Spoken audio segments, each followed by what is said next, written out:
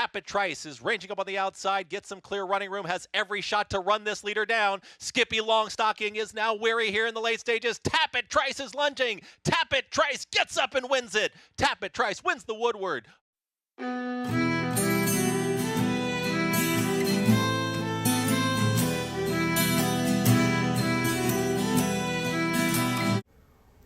Welcome to this episode of Talking Racehorses. I'm the Horse Reactor, and this episode is on Tapit Trice. Now, he is a 5-year-old that was born in 2020, and he raced from 22 to 24. So I guess he only ran as a 4-year-old. He started his career as a 2-year-old, then ended it as a 4-year-old. So, anyways, I think it's kind of obvious on how Tapit Trice got his name. Because of, Tapit. Since Tapit is in his name, and Danza Trice, who's his mother. So they probably put together their names to make his name.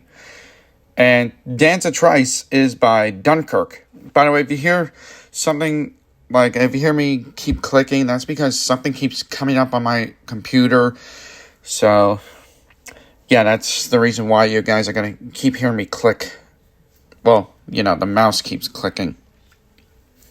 Anyways, he didn't win his debut at Aqueduct, going a mile.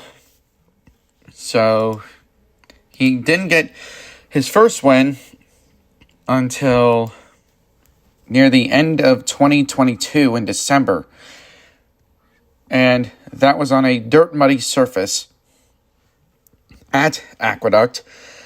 And, man, he was all over the place. He was at Aqueduct, then Gulfstream, Tampa, Keeneland, Churchill for the Kentucky Derby, Belmont, Monmouth, Saratoga, Monmouth again, Saratoga again, Belmont at the Big A, and Del Mar, where he ended his career. Also, another thing that I want to mention is that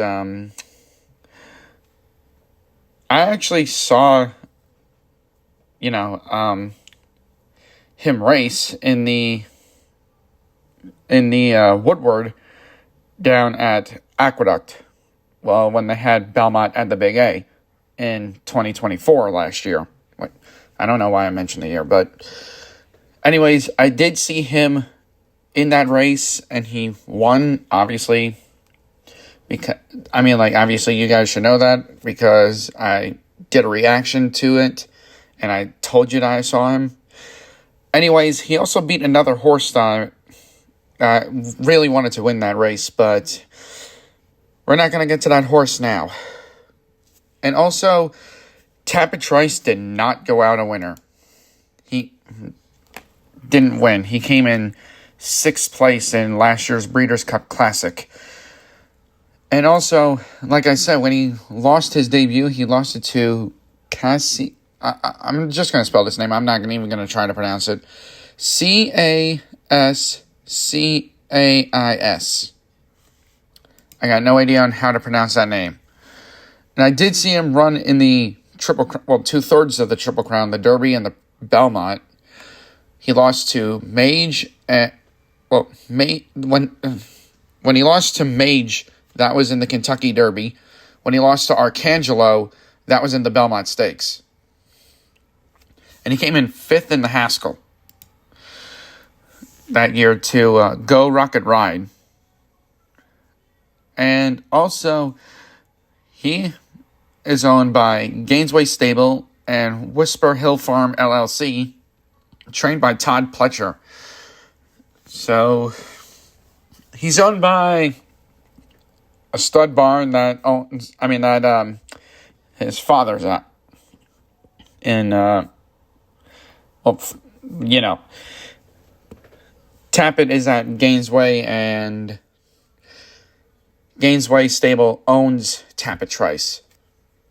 And I'm guessing Whisper Hill Farm LLC is like the, like a partnership in the owner. As an owner. I'm assuming it is. I'm assuming they are. not really certain on that.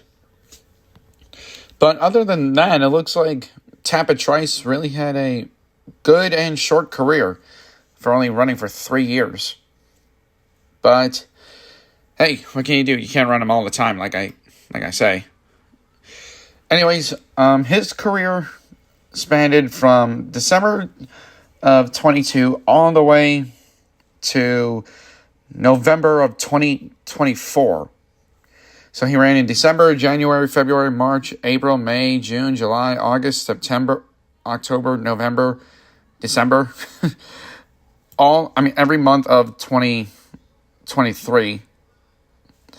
And almost did the same exact thing with last year, but he didn't run in December. But anyways, he is retired, and I hope he is living a good retirement life. I don't know if he has any kids or if he's going to be, just a gelding or anything, but just wish him a happy retirement. Anyways, that's a wrap on this episode of Talking Racehorses. Bye.